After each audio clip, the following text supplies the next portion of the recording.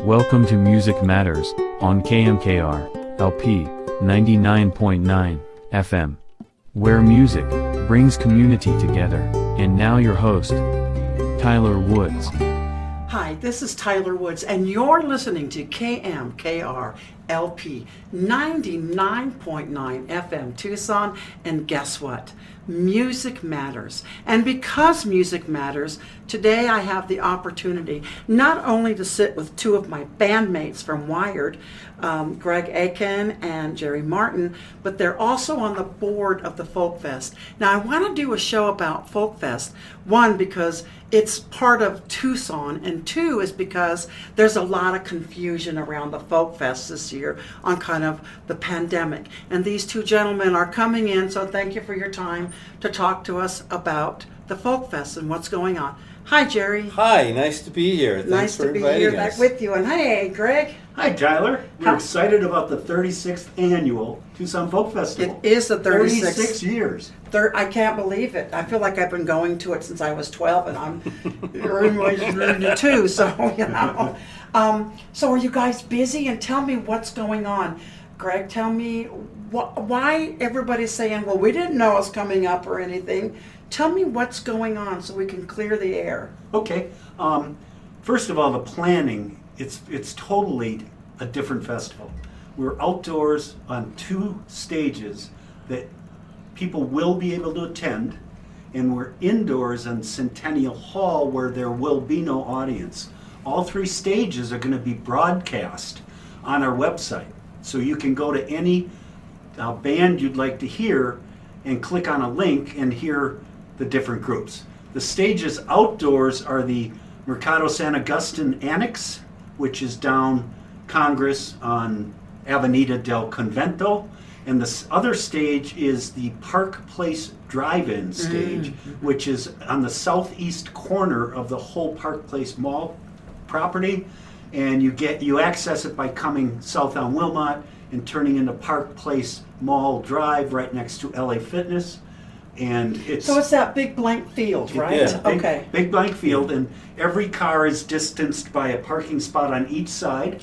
You're Excellent. directed which side you can set up your lawn chairs because it's a tailgate. So in every row, for instance, people are on the left side of their car, and the next row everybody's on the right side of their car in order to keep distance. If I can bounce back to Mercado San Agustin for a moment, their capacity is much, much larger than the 94 people that they can take. But of course, that's distancing. They're going to be 10 to 12 feet away from each other. And Mercado San Agustin is going to require a reservation on our website, noon to 3, 3 to 6, 6 to 9. You can sign up for all the blocks you want, but you will have to pay a refundable $15 fee to hold your reservation. What we really hope is by the time you get to the venue, you forgot you paid us $15. But if you ask for it, we'll return it to you. Yeah, maybe. Okay. Now, Greg, you had mentioned real quick to go to your website. Well, what is your website? TucsonFolkFest.org. TucsonFolkFest.org. And Jerry, tell me what's going on at your end. So we had originally planned to have 6 stages in downtown Tucson on Saturday and Saturday and Sunday all day, which is what we traditionally do for the Folk Festival. That accommodated almost 175 acts on those 6 stages over the 2 days. But of course, with COVID, we had to cancel the whole festival last year. Yes. So this year, what we did was, well, first of all, we're down to only 3 stages instead of 6. And so we contacted all of the performers that had been selected to perform last year and asked them if they were interested in coming and doing the festival again this year. A lot of them were still concerned about COVID. They didn't know when they were going to get vaccinated.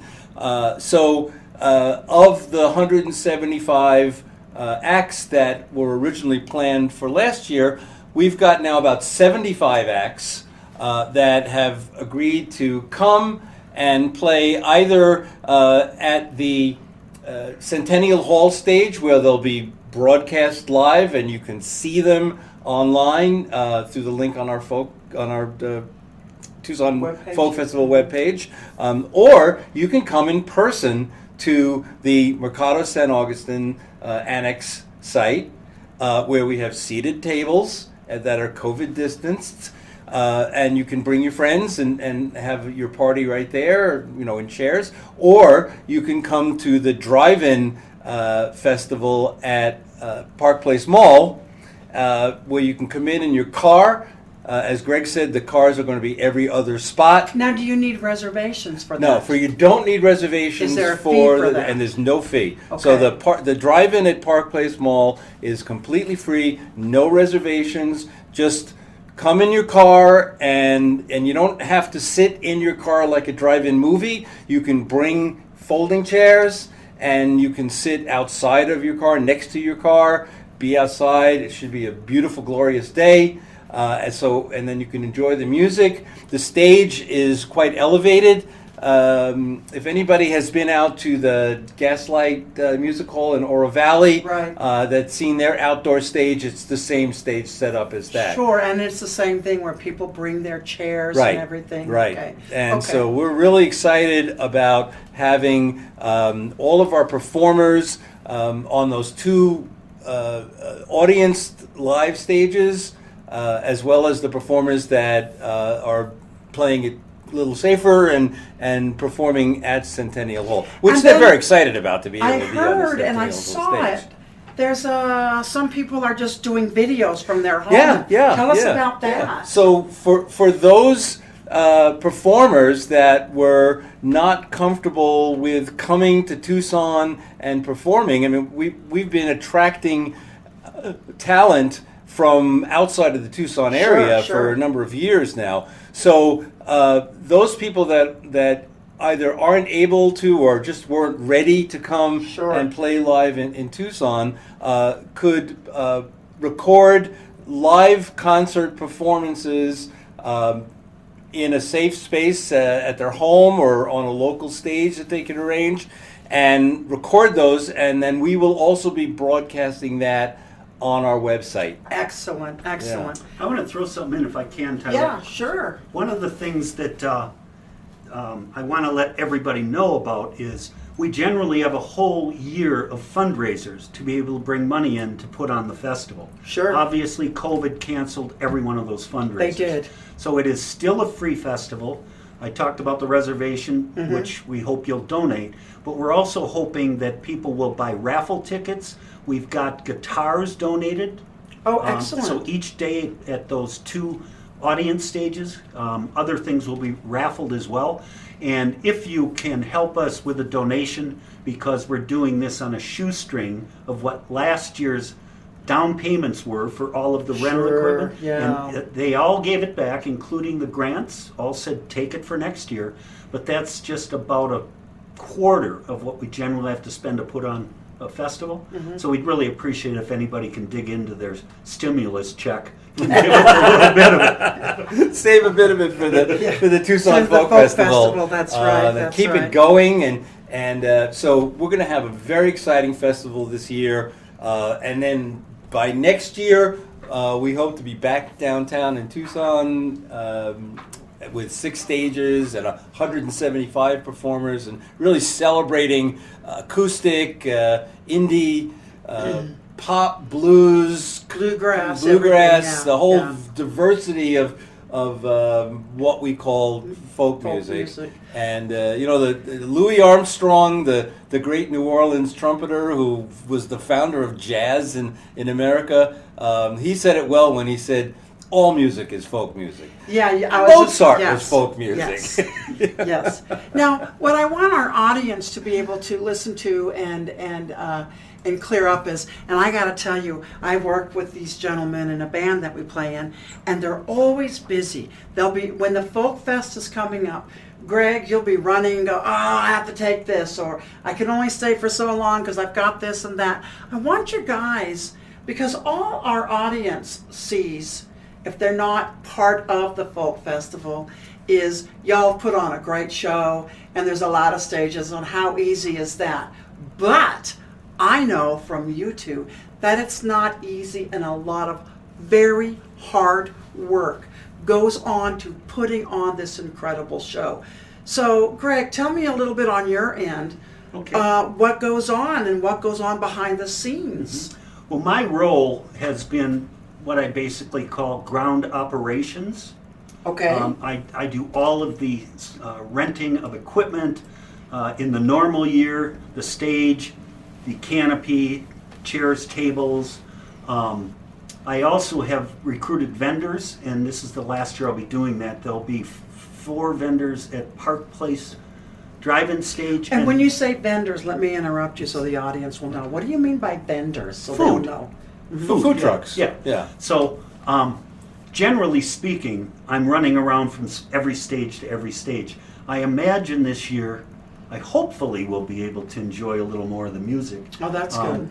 But it's been a challenge to make all of the adjustments and all of the different things that we need to do to pull it off. But in any event, that's basically what I do. I plan the ground operations, and then I execute the ground operations. I'm the site captain for the Park Place Drive-In, which means everybody is basically reporting to me if something comes up. And Lynn Jaffe will be the site captain at Mercado San Agustin, because obviously can't be in 2 places at once. And I believe Jerry's going to help me at the drive-in stage. Great. So that's pretty much my role this year. Okay, and Jerry, your role's a lot different. Yeah, Talk so about that. so where Greg handles all the equipment and logistics and stages, I'm the performer communications coordinator. So my role starts normally in October, where we put together a committee of volunteers who are going to be on the team that looks to select performers for the folk festival. And I'm going to go through this process. It's a lot of fun, and if it's something that sparks your interest, we'll certainly be doing this again in the fall for next year. But the basic process is that around November 1st, we put out a call for performers, and that goes out to a whole variety of media and folk music channels and emails to let people know that we're looking for applicants for the Tucson Folk Festival. Each act fills out an application online and submits 3 songs to us in an MP3 format. Okay. Right? So we get all of these in, and then sometime around December, we start listening to all of these applications. And for last year, so this year we're picking people that we picked for last year. But the normal process is we had over 300 people that applied, and out of that we listened to all of their song applications, and that's the fun part of it, having a committee and listening to everybody's songs and then discussing it. So out of that 300, we normally pick about 150. Last year we added another stage, so we got up to 175 people Wow. that were selected for the festival. And there's a lot of people that don't get in. Well, yeah, I mean... So how many applications do you average? Yeah, well, we average about 300 applications. Wow. And we were taking half with about 150 selected, and we bumped that up by adding another stage last year. So we take 175. And then after listening to everybody and deciding who we'll select to perform at the festival, then we go through a process of deciding, which stage are they going to be on, and at what time are they going to be on, and what day. So we try to put together the program to mix up soloists and duos with bands, and the type of music that they're doing, if it's bluegrass or Celtic or indie folk or something like this. So we put the whole program together as part of this committee of people. So as I said, I really like to have people volunteering. We usually have 6 to 8 people on this committee, and we have a lot of fun designing all of this. Once that's set, we let the performers know that they're going to be in the festival, and then we have a bunch of communications that go out to the performers so they're fully prepared to know, where they have to go, when they need to go, what equipment they need to bring, what equipment we're providing for them on the stage. So we get everything ready for the performers, and our role with the performer selection committee is basically done when the festival starts. So we get to just pretty much enjoy it. Well, I think Yeah. you're going to really need that Yeah, because it's yeah, almost yeah. like mathematics. Yeah, yeah. You have to pick, you have to select, you have to send out the notices, you have to. There's a lot of work there. Yeah. So I this appreciate year, the I just work want to that say, you guys are doing. what was different this year was that we had the 175 people that were selected for last year, and we contacted them all and said, we are going to do the festival this year in 2021. Are you interested in doing it?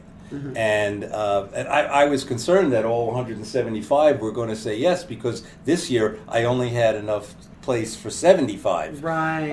But a lot of people weren't ready to perform, so we ended up not really having to make any hard selection. We got about 75 people that said they wanted to come do it. See, and I think that's good, and that's why I wanted to do this interview is, I've had a lot of musicians come up to me and go, well, they didn't send out notices, they didn't this. And I was like, because it's different this year on kind of the pandemic. Greg.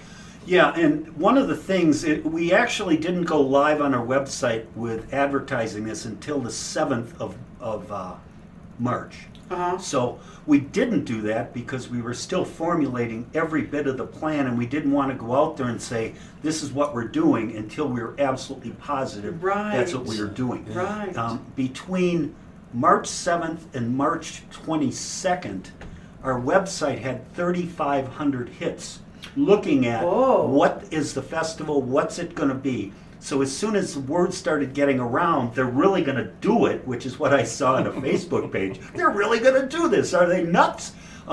They started to find out about what Jerry and I have both described with the stages and so forth. Then, Saturday night, just a couple nights ago, we had a songwriting competition, which Jerry's also ran. And the songwriters, there were 10, as he mentioned, and they came to Monterey Court, and we had an evening of 12-minute songs from 10 different people. The reason I bring this up is we sold out Monterey Court. Yeah, and you raised some good money, I heard. We raised some good money. As I said, we need everything we can get this year to be able to pay off things. But the reason I bring that up is not only Monterey Court is the best venue in town, in my opinion, but it really encouraged me that people are going to come out. Whether it's vaccinations or whatever for all of us old hippies, people really came out, and Greg Haver and Kelly are running a really distance. They are running a great, I gotta give 3 cheers to Monterey Court. Yeah, so a lot of people that came to the songwriting competition Saturday night at Monterey Court said that was the first time that they'd come out to hear live music since the end of the pandemic. Which now that made us very excited that people are ready now to start coming out and start seeing live music again. And so the timing of the Tucson Folk Festival, April 10th and 11th, Saturday and Sunday, to be able to just do the drive-in at Park Place and just drive in there without any reservation or any cost. It's all free, and come and spend some time with us and listen to music all day and into the evening, or the cozier table set up at the Mercado San Augustine. The other thing I'd like to point out is at the Folk Festival, you come and go as you like. And you're able to do that at the drive-in. You can come, you can go, you can come back. Of course, we'd like you to buy some food when you're there. But if you wanted to, let's say you had a reservation at Mercado for 3 to 6, and at the end of the Mercado reservation, you wanted to come over to the drive-in stage because you wanted to see Eric Schaefer, for instance, at 7 o'clock. You're welcome to do that. So we want to let everyone know, A, it's still free, and B, you can still come and go with the slight exception of the reservation fee at Mercado that is refundable. Speaking of Eric Schaefer, I hear he came in second place with the songwriter thing. That's correct. Yeah. Well, let's take just 1 minute and play something by Eric Schaefer Sure. and the other troublemakers. Go for it. And what I'd like to do is do the song that we do, Beer Tastes Better in Mexico, by Eric Schaefer and none other than his troublemakers.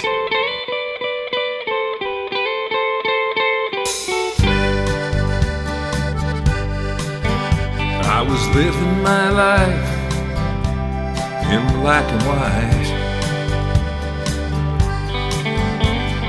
grinding away at the 9 to 5, working a job I couldn't take, trying to make amends I couldn't make.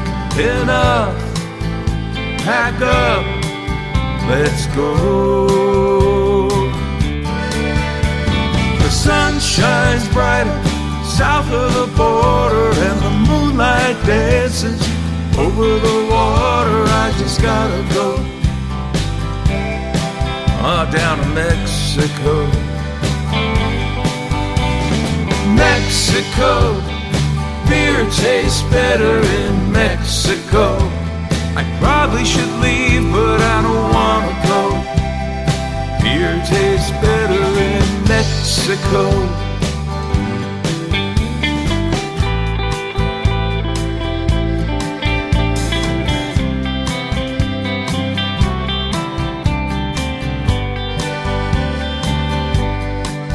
I'm in a little cantina on the road to San Ramon. Got a seat in the corner of the bar, all alone. Courtyard wrapped in bougainvillea, 42 kinds of fine tequila. Breathe in, breathe out, go with the flow. The sun shines brighter south of the border, and the moonlight dances over the water. I just gotta go down to Mexico.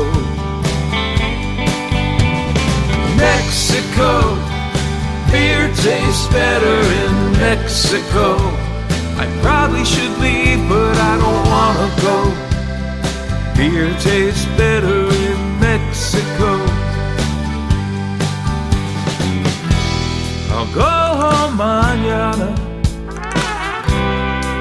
that's what I say.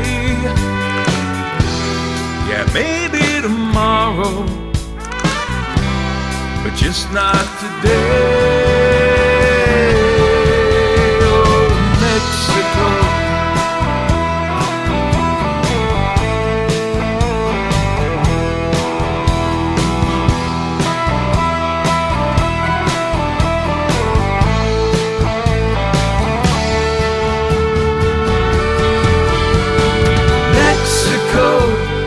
Beer tastes better in Mexico.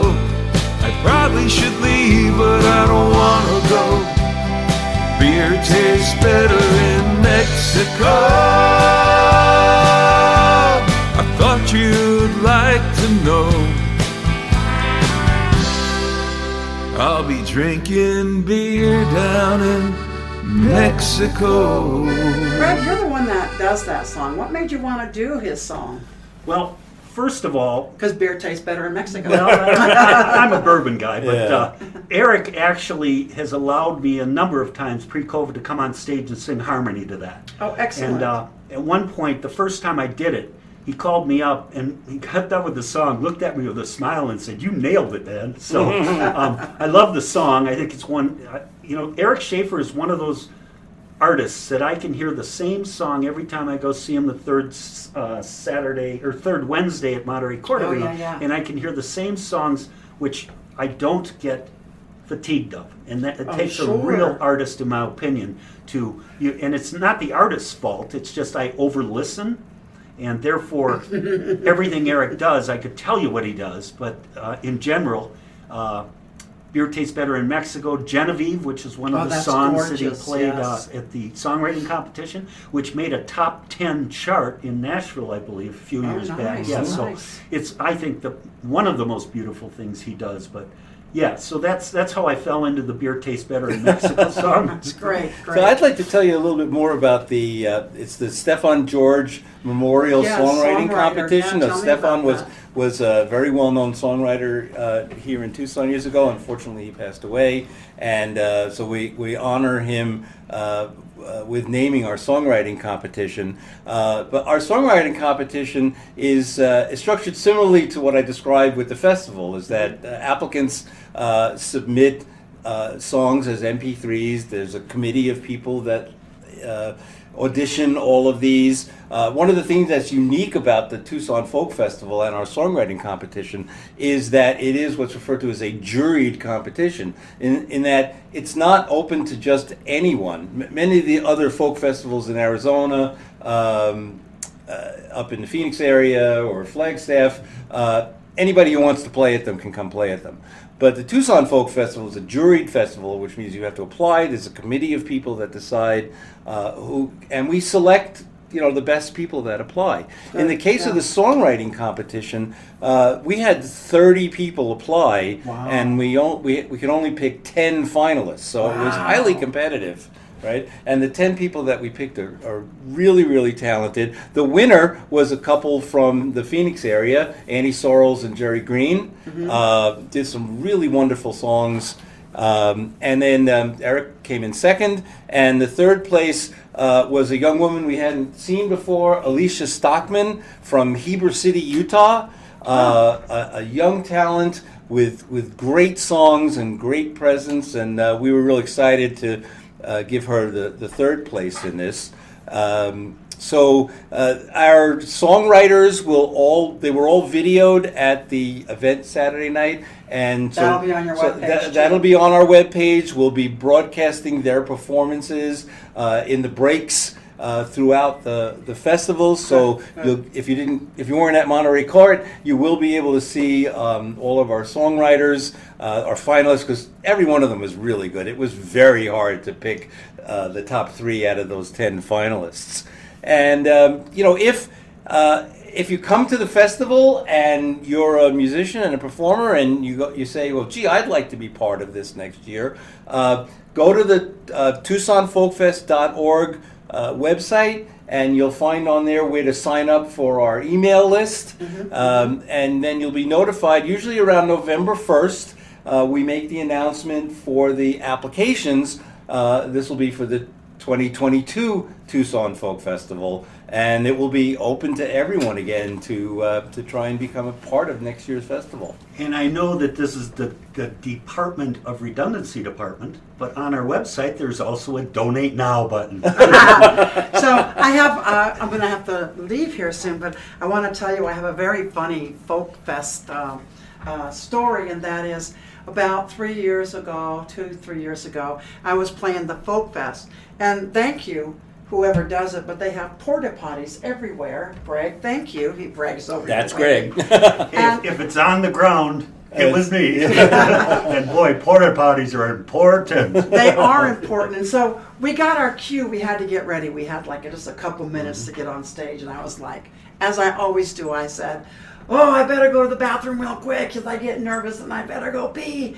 And I run into the bathroom.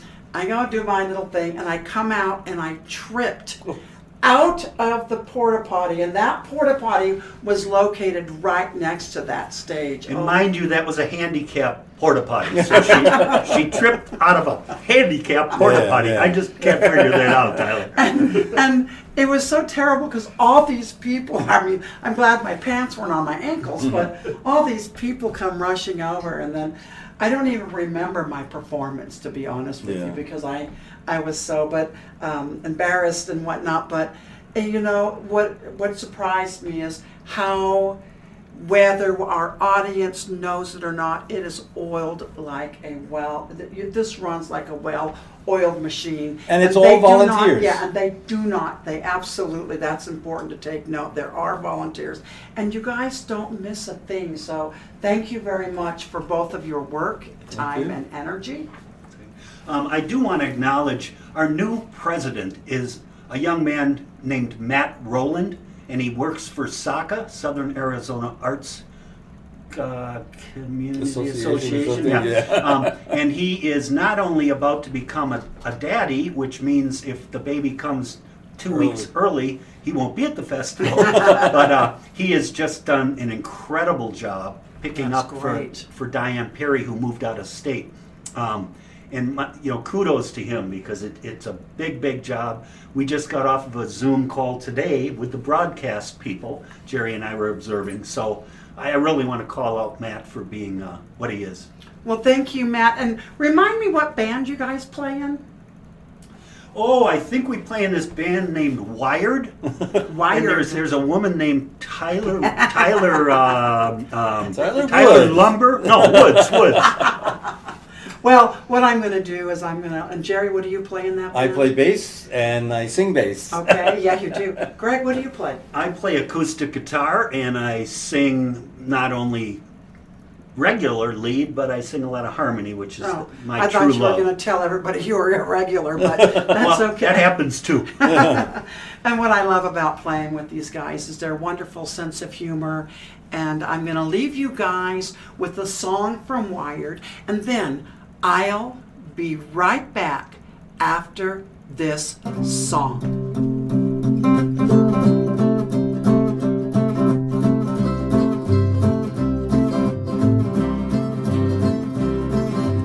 Lazy yellow moon coming up tonight, oh, shining through the trees. Crickets are singing and the lightning bugs are floating on the breeze. Baby, get ready.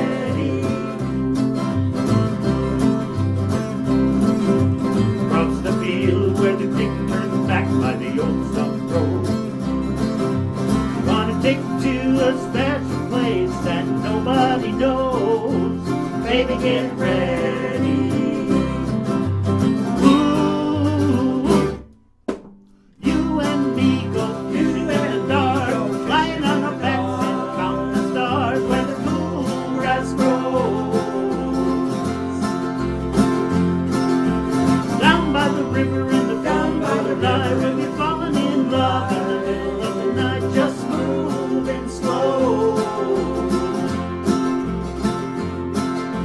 Staying the whole night through, feels so good to be with you.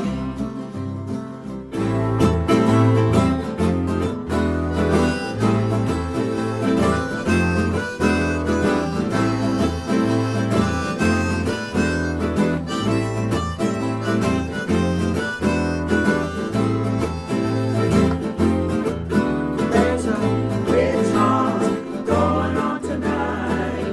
Witch hunt, something ain't right. The moon is full and the sky is bright. There's a witch hunt going on tonight.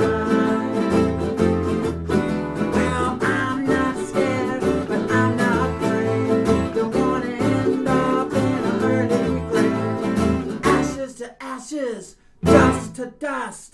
These are the things that we don't discuss. And there's a witch hunt going on tonight. Witch hunt, something ain't right. The moon is full and the sky is bright. There's a witch hunt going on tonight.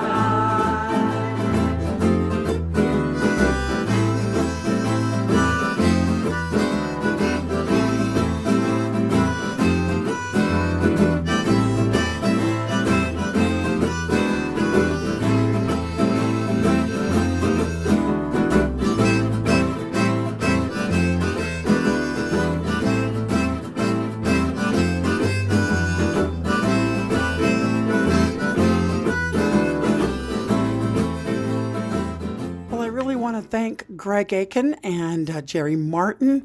Both are board members for the Tucson Folk Festival. And thank you for putting so much time and energy and spending time with me today to talk about the Tucson Folk Festival. Now, we talked about their band, Wired, and I ended with a few of their songs. The first one is Fishing in the Dark, and the second one is Witch Hunt. The Tucson Annual Folk Festival, April 10th and 11th. Please go. Please support your local music. And for now, I got to tell you, this is going to be an amazing year because it is going to be so very different. And different makes a difference. So don't miss it. And for now, I got to tell you, my name is Tyler Woods. I am with KMKR 99.9 FM Tucson, and I'm asking you to please, as always, stay safe and walk in peace.